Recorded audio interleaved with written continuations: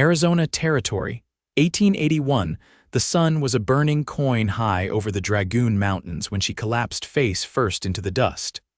Bennett Hargrove saw her fall from the saddle as he rode up the rise, the lone rider ahead of him swaying once, then crumpling like a rag doll. Her horse, a wiry roan, barely slowed before stopping a few yards away, sides heaving. The woman didn't move. "Hey!" Bennett kicked his bay into a gallop, heart thudding. The dust was thick, the heat brutal, but he reached her fast, sliding down from his saddle before his boots fully hit earth. She lay sideways in the dirt, one arm tucked under her, face pale beneath the layers of trail dust. She looked young, maybe in her early 20s, but her clothes were worn and stained. Her lips were cracked, her breathing shallow. "Ma'am," Bennett crouched and touched her shoulder gently. "You all right?" No response. He eased an arm beneath her back, lifting her carefully. She was light, too light, her head lolled against his chest. He brushed her hair back and felt the heat burning off her skin. "Damn," he muttered. "You've been out here too long." He laid her down in the shade of a mesquite tree and grabbed his canteen. Tilting her head, he trickled water against her lips. She stirred, blinked slowly, then coughed. "Easy," he said, steadying her. "You're safe." She blinked up at him, eyes hazy but sharp beneath the exhaustion. "Where am I?" "About 10 miles south of Dragoon. You passed out on the road." She pushed herself up slightly, swaying. "My horse right there, he stayed put." Her eyes filled, but she blinked the tears back. "Thank you." Bennett gave her a slow nod, his eyes narrowing. "Name's Bennett Hargrove. You got a name." "Delaney," she said hoarsely. "Delaney Granger." "You alone out here?" She nodded, then looked away like she regretted it. Bennett waited. The wind stirred the dust, and her fingers clenched in the dirt like she was grounding herself. "I was headed east to Tombstone," she said finally, "but I got turned around. I ran out of water yesterday." He handed her more from the canteen, and she took a ragged sip. "You got family in Tombstone?" he asked. "No. Someone expecting you," she hesitated. "No," Bennett didn't press. He could see it in her eyes, whatever story she carried, it was too fresh to share with a stranger. But something made him stay close, watching her shoulders shake slightly before she squared them again. "You got a way to get back on that horse?" he asked, softer now. She looked at the animal, then down at her blistered hands. I do not think I can." "Then you are riding with me," she stiffened. "Look," he said, "I am not leaving you out here. You need food and shade and a real bed. I got all 3 back at my ranch. You can rest, get your strength, and move on when you are ready." Delaney studied him.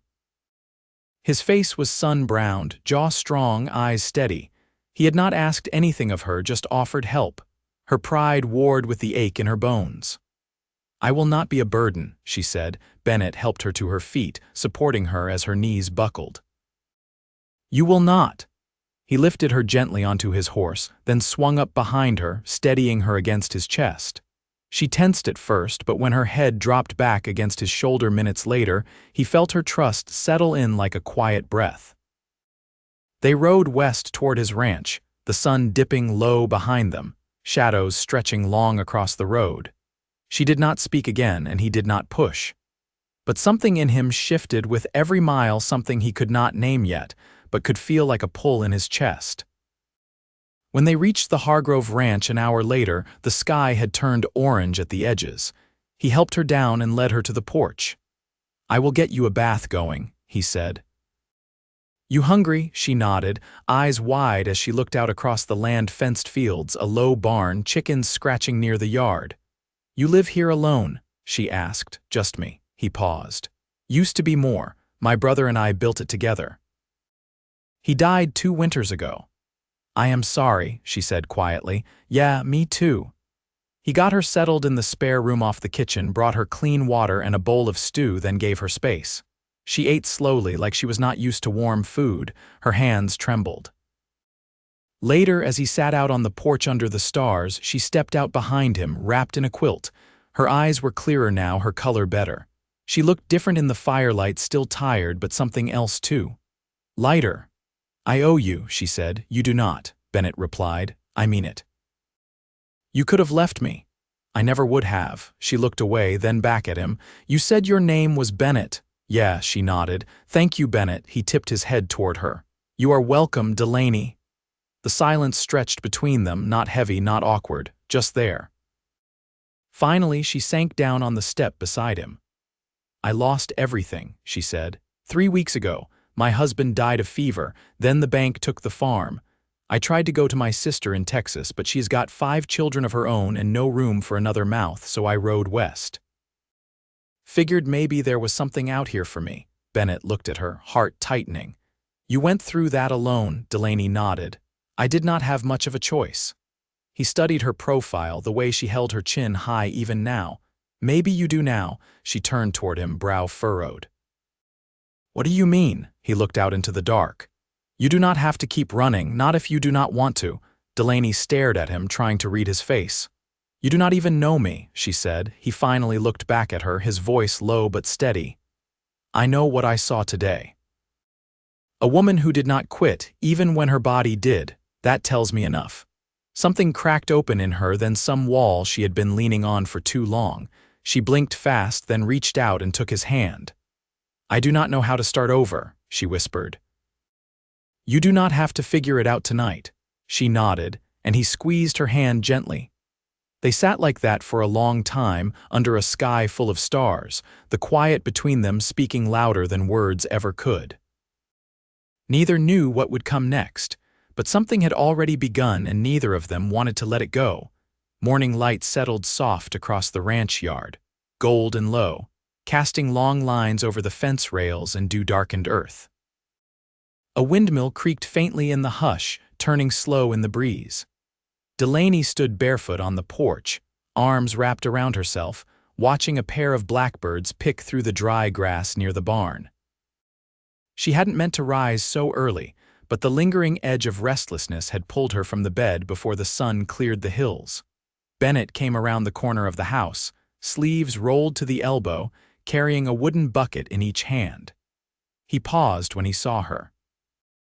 You sleep any? He asked, setting the buckets down near the step. Some, she said. Still feels strange not waking to noise, chickens, dogs, someone calling for coffee. He nodded once, then bent to check the pump beside the porch. You miss it? I do, she said after a pause. But it wasn't always good noise. Bennett didn't ask more. He gave the handle a few solid pumps and the water rose slow and clear. He filled the buckets again without comment. Delaney stepped down beside him, squinting toward the corral. You always work before breakfast? Habit, he said. Works quieter before the sun's up full, gives me time to think. What do you think about? He didn't answer right away. He tipped the last bucket full, wiped his hands on his trousers. Mostly what needs fixing, what's missing, what's worth keeping. She looked at him then, really looked. The steadiness in his voice wasn't pride, it was something nearer to endurance. A life built one day at a time, with no guarantee the next would be easier. I can help, she said. With what? Whatever you've got. I'm not good at sitting idle. He studied her for a long moment. You ever mend tack? Only most of my life. He nodded toward the barn. There's a saddlebag tore at the seam. I'll show you where the tools are. By midday, the sun was high, and Delaney sat cross-legged on a feed sack inside the barn, stitching thick leather with a steady needle. Her hands had stopped shaking. She worked in silence, lips pressed in a line, breath slow. Bennett moved between fence posts, hammering slats into place, glancing toward the open barn door now and again. Later, when the work paused and the heat pressed down heavy, they sat beneath the cottonwood behind the house, a plate of biscuits between them. The shade was thin, but the breeze made it bearable. You always been here? She asked, pulling a piece of biscuit apart. He leaned back against the tree trunk. Born in Missouri, came west with my brother after the war. We started with nothing but a mule and a borrowed shovel. She watched his face. You fought, he nodded once. Union side. Infantry. Lost more than I care to name. Delaney didn't speak for a while. Then, quietly, my father fought too, Confederate, never really came home, not in his mind. There was a hollowness in him after. Bennett's eyes shifted to hers. War does that. Leaves a space no one can fill. The wind stirred the leaves above them. Delaney reached for another biscuit, then set it down untouched. I never knew how to help him, she said. Sometimes help ain't possible, Bennett said. Sometimes all you can do is stand beside someone until they remember how to breathe. Delaney turned her head, eyes glinting in the light. Is that what you're doing now? Standing beside me. I'll stand as long as you let me. She looked away, lips pressed together, but he saw the way her shoulders eased. That evening, while the sky turned soft with evening and the last of the chickens settled in the coop, Delaney came back from the barn with clean hands and dust on her skirt. Bennett was near the porch, sorting through a crate of seed packets left over from spring. When he looked up, she was already halfway across the yard. I can cook tonight, she said. He considered her offer, then nodded. Kitchen's yours. She worked quiet, sleeves rolled, hair pulled back with twine. He watched from the doorway as she moved through the space like someone remembering a forgotten song, hesitant at first, then sure. The scent of beans and onion filled the house, and she set 2 plates down on the table without ceremony. You didn't have to, he said, settling into his chair. I wanted to. They ate without hurry, the clink of cutlery the only sound for a while. I found a little sewing tin in the barn, she said. You mind if I keep it a while? Yours now, he said. Anything else out there you need, take it. She hesitated, then met his gaze. You keep offering. Why? Because you look like someone who's never been given much without strings. Delaney's throat worked. She pushed her plate back and stood, walking to the open window. The air was cooler now and the moon had begun to rise. I'm not used to kindness, she said. You'll get used to mine, she turned, eyes unreadable. That a promise? It is. Neither of them moved for a long moment. The space between them held something new, not uncertainty, not anymore. Something steadier. Delaney stepped closer. You don't know what I'll be like when I'm not tired and scared. He stood as she reached him, the lamplight brushing her cheek. I'll find out, he said. She didn't pull away when he reached to tuck a loose strand of hair behind her ear. Her eyes closed briefly, as if gathering herself. You make it hard not to hope, she whispered. Then don't fight it. She looked up at him, and the hush between them stretched into something solid, something real. I won't, she said. Not anymore. Delaney stood at the edge of the vegetable patch, a rusted trowel in her hand, and her skirts gathered in one fist to keep from brushing the damp soil. The morning was already warm, the sun climbing slow but steady behind the house. She squinted at the rows of neglected beans and cabbage, their leaves yellowed and curling. She knelt, the leather of her boots creaking, and began clearing out the dead growth. Bennett emerged from the barn, wiping his hands on a rag. He paused when he saw her crouched there, sleeves rolled, dirt streaked along her forearm. You planning to save the whole garden? She didn't look up. Just the parts that haven't given up. He came closer, crouched beside her. Some of those haven't been touched since spring. Might be too late. She pulled a weed and tossed it aside. Maybe, but they're still holding on. He watched her work, the way her jaw tightened with focus. You always this stubborn? She sat back on her heels and finally met his gaze. Only when something's worth the trouble. He smiled brief and without show and reached for the trowel she'd set down. Move over. They worked through the morning, quiet but companionable. When the sun reached its highest point, Delaney pushed back her damp hair and stood. You got anything in that kitchen besides flour and beans? There's a smoked ham from last fall, and some eggs if you don't mind checking under the hens. She eyed him. You afraid of getting pecked? I prefer not to get bloodied before supper. She shook her head but was grinning when she turned toward the chicken coop. He watched her go, the sway of her gait more certain than it had been the day before. That afternoon, she patched a tear in the curtain of the front room while Bennett sanded down a broken chair leg on the porch. They didn't talk much. The wind carried the sound of cicadas, and the boards creaked underfoot as he worked. When the chair was finished, he brought it inside and set it by the hearth. I've been wondering, Delaney said, threading her needle again, what kept you here after your brother died? He leaned against the doorframe, arms crossed. Didn't see the point in leaving. No one else had a woman once, before the war. She married someone else while I was gone. Delaney looked up, brows lifting slightly. That leave a mark, not one I notice anymore, she nodded, biting off a piece of thread. I got asked once before I met Thomas. I said no, thought I wanted more than a man with no land and no plans. And what did Thomas have? A head full of ideas and a gift for charming my father. She smiled faintly. Didn't last long. He was kind, but always chasing something just out of reach. I think by the end he was tired of trying. Bennett stepped farther into the room. You loved him. I did, she said, but I don't think he ever let me know who he really was. He sat in the patched chair, resting his forearms on his knees. You ever miss that life? I miss not feeling like I might disappear if I stopped moving. She folded the curtain fabric and set it aside, but I'm starting to feel a little less like a ghost. He glanced at the window, where the light fell soft across the floor. You feel real enough to me. She looked at him then, her eyes steady. That evening, after supper, they walked the fence line along the southern pasture. The cattle were grazing near the far end, and the sky behind them had turned the color of cooled embers. Delaney kept her hands tucked into her shawl, her pace slow. You ever think of selling this place? She asked. Once or twice, he said. But I built it with my own hands, hard to let go of something you shaped from nothing. She stopped near the gate, resting her foot on the bottom rail. I never built anything, just kept things going, cleaned, cooked, prayed through drought. Felt like the land was in charge more than we were. He joined her at the gate. That's the truth of it. We just borrow what we can from the ground and hope it doesn't ask for too much back. She turned toward him. I don't know what I'm supposed to be now. You don't have to be anything but here. She studied him, then reached out and touched his arm, fingers resting lightly. And if I stay, I'd be grateful. She stepped closer. Not out of pity, he shook his head. Out of something I don't quite have words for yet. She smiled, not wide but full, and dropped her hand. Then I'll stay.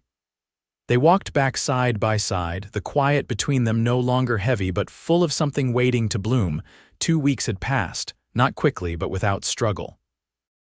Days folded into one another with the rhythm of work and rest.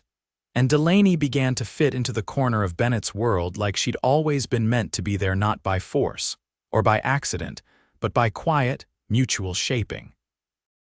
That morning she was standing at the table, rolling out a flat round of dough with the edge of a glass bottle, sleeves dusted in flour. Bennett leaned against the doorframe, watching her wrists move, slow and careful. I was thinking of riding into Benson tomorrow, he said. She didn't look up. Going for supplies and parts, water troughs cracked near the base, might pick up some fence wire too. She dusted her hands and met his eyes. Will you be gone long, back by dusk, if nothing delays me? Delaney nodded, then turned away and reached for the kettle. I'd like to come if that's all right. His jaw shifted slightly. It's a rough ride and a longer day than you've had in a while.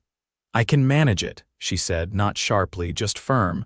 I want to see what's beyond these fences. He studied her a moment, then gave one short nod. She rode the mule the next morning, a sturdy brown gelding that didn't spook easy. They followed the arroyo west, crossing dry creeks and low mesquite groves. The air was warm but not cruel, and the wind carried the scent of dust and mescal. Benson was a sprawl of buildings stitched around the rail line, with boardwalk storefronts and wagons creaking down the main street. Delaney dismounted stiffly, eyes taking in the bustle, the blacksmith's hammer ringing through the air, a boy running past with a bundle of telegrams, 2 women sweeping the steps of a boarding house. Bennett tied the mule, then reached over and adjusted the brim of her hat. Stay near me, he said. It's not a dangerous town, but it's full of people who don't ask before they take. Understood. They walked through the mercantile first, trading flour and candles for dried apples and a bolt of canvas. Delaney lingered by the sewing notions, fingers brushing over needles and thread colors she hadn't seen in years. You need anything else? He asked. She hesitated, then picked up a small tin of lavender salve. This, for my hands, he nodded. Put it with the rest. Outside, he loaded the saddle bags while she stood watching a man across the street tuning a fiddle on the hotel porch. The tune was off-key but determined. "I used to play," she said when Bennett came to stand beside her again. "Fiddle, piano, at church. And when my mother was alive, she taught me hymns by ear." "You miss it," she took a breath. "Sometimes. Most days I don't think about it, but hearing that, it came back all at once." He didn't speak, just rested a hand lightly against the small of her back as they turned down the street. They stopped at the post station before leaving town, and Bennett sorted through a stack of letters handed to him by a wiry clerk. Delaney waited beside the horses, watching the way the wind lifted small clouds of dust from the street. When he returned, he handed her a folded envelope. "This one's for you." She took it slowly. The writing on the front was unfamiliar. "From my sister," she said, surprised. "I didn't think she'd write." "You want time to read it," she shook her head. "Later." They rode home as the sun dipped low, shadows stretching long over the hills. Delaney didn't open the letter until after supper, sitting on the porch while Bennett fed the horses. When he returned, she was still holding it, unfolded in her lap. "She wants to know if I'm safe," she said. "Says she's sorry she turned me away. Her husband found work in San Antonio and they're moving." He sat beside her, boots planted firm on the porch boards. "You going to write her back?" "I will. But I don't think I'll follow her." Bennett didn't look over. "No," she traced the edge of the paper with her thumb. "There's something about this place. It's not just that it's quiet, it feels honest." He nodded once. "It is." She looked at him, her voice low. "You've given me more than shelter." He met her eyes. "You've given me more than I expected to find again." Delaney folded the letter and set it aside. Then, slowly, she reached out and took his hand in hers. "I don't know what we're building here," she said. "We don't have to name it yet, but it feels like something that could hold." He turned his palm to meet hers more fully. "It already does." The silence between them was soft, no longer edged with uncertainty. The stars blinked out above the roofline and the night carried the scent of earth and wood smoke. Neither of them moved to go inside. They didn't need to. The morning brought a low, steady rain. Not the kind that threatened flood or fury, but a gentle, soaking fall that darkened the earth and softened the edges of the world. Delaney stood in the doorway, shawl wrapped close, watching the drops gather on the porch rail and trail down the worn wood like silver lines. Inside, Bennett was oiling the hinges on the kitchen cabinet, moving slow and methodical. The scent of beeswax and linseed hung faint in the air. Delaney stepped back inside, closing the door behind her. "I never thought I'd be grateful to hear rain again," she said. He looked up from his work. "It's been dry near 3 months. Ground needs it." She crossed to the stove and lifted the kettle, pouring hot water into 2 mugs. The steam rose between them as she handed him one and sat down across the table.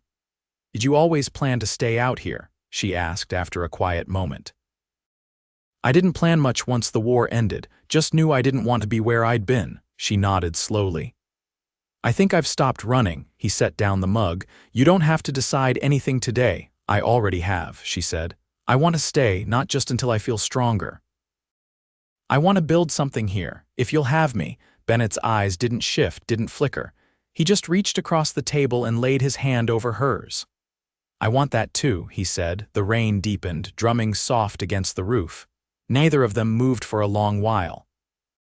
That afternoon, as the rain let up, Delaney walked the yard, skirts brushing through wet grass. She stopped near the old chicken shed where the roof sloped crooked and a shutter hung loose. Bennett came up behind her, hands in his pockets. "We could fix this up," she said. "Put in a few more hens. Maybe even a goat if there's room." He tilted his head, considering. "We've got space, and I've got lumber in the barn." She turned to face him, rain still clinging to the tips of her lashes. "Then let's do it." They worked the next day side by side, hauling boards, hammering joints, and replacing the broken hinge on the shed door. Delaney's hands were calloused but sure. Bennett let her lead when she had a better way, and she let him steady the ladder when the roof needed patching. By the time the sun dipped low, the shed stood straight, its roof sealed, the interior swept and dry. Delaney leaned against the doorframe, brushing her hair back with the crook of her wrist. "Feels good to make something solid." she said. Bennett nodded. You've got a way with broken things. She looked at him, the light catching along her cheek. So do you. A week later, the earth had dried enough to take the wagon into the hills. They gathered cuttings of wild rosemary and mesquite, and Delaney brought home a bundle of sagebrush to hang by the door.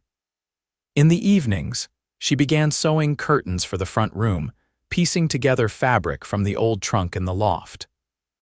Bennett carved a set of hooks for her near the stove and a small shelf for her sewing tin. One evening, as they sat near the fire, Bennett handed her a small wooden box, the lid sanded smooth and fitted with a simple brass hinge. "What's this?" she asked. He shifted in his chair. "Just something I made. Thought you might keep your letters in it." She lifted the lid. Inside lay a folded scrap of linen, stitched with her initials in thread she didn't recognize. "I found that in the barn," he said, "from when you mended the saddlebag. Thought you might want to keep it." Her throat tightened. She closed the lid gently. "You pay attention." "I do." She reached across and took his hand, holding it tighter than she ever had before. The following Sunday, Bennett hitched the wagon and drove them into Dragoon, where the preacher held services beneath a canvas awning set up behind the mercantile. The congregation was small, 10 or 12 souls, but they sang with quiet strength, and Delaney joined in, her voice low, steady. After the last hymn, the preacher stepped down and greeted them with a warm nod. "You folks married?" he asked, without judgment. Bennett looked to Delaney, and she didn't hesitate. "Not yet," she said. The preacher smiled. "Well, I've got a book and a pen if you ever get the notion." They rode home without speaking much, the wind brushing across the hills. At the gate, Bennett pulled the wagon to a stop and turned to her. "I have the notion," he said. Delaney met his gaze and reached out, resting her hand on his chest. "So do I." They were married the next week in the front room of the house they'd both come to call home. The preacher from Dragoon came out with his wife, who brought a basket of preserved peaches and a blue ribbon for Delaney's hair. Bennett wore his cleanest shirt, and Delaney stitched a new hem onto her one good dress. They stood before the hearth, hands clasped, with the scent of rosemary and wood smoke around them. When the vows were spoken and the book signed, Bennett kissed her hand first, then her mouth, his touch reverent and sure. Delaney closed her eyes into it, her breath catching not from nerves but relief. That night, as they lay in bed with the shutters open to the stars, Delaney turned to him, her voice a whisper. "I never thought I'd have peace again." Bennett drew her close, his hand at the small of her back. "You were always meant to." She pressed her forehead to his. "I love you," he answered without pause. "And I you." They slept with their hands entwined, the kind of sleep that only comes when the soul is no longer carrying its own weight. Years passed, quiet and full. They built a new coop, added a milk cow. Delaney tended a garden that flourished with herbs and beans and late summer squash. Bennett expanded the pasture, and every evening they sat by the porch as the sky dimmed, speaking little, needing less. Neighbors came to know them as steady folk, kind, private, always willing to lend a hand. They never had children of their own, but the ranch grew full with the sound of visiting nieces and neighbor boys learning to mend fence or ride with care. There was laughter in the yard and music some nights. When Delaney played a second-hand fiddle, she found in Benson, and Bennett joined her with a low hum that never quite matched the key, but always found the tune. They grew older without noticing, until one spring morning Delaney stood in the doorway and watched her husband come from the barn, the sun painting his shoulders gold. He smiled when he saw her, the same way he had the first time she looked up at him from the dust of the trail. And she smiled back, certain of every step that had brought her here. The girl who had once ridden away from everything she knew was gone. In her place stood a woman who had chosen love and earned it. They stayed on that land, side by side, until their hair turned silver and their bones slowed. And when the time came for the next season of life to begin, it rose not in sorrow, but in stillness, in the knowledge that they had built something lasting, something strong. Together, they had turned hardship into home and strangers into soulmates. And in that quiet corner of the Arizona territory, their love endured like the hills steadfast, sun warmed, and forever rooted in the earth they had claimed as their own.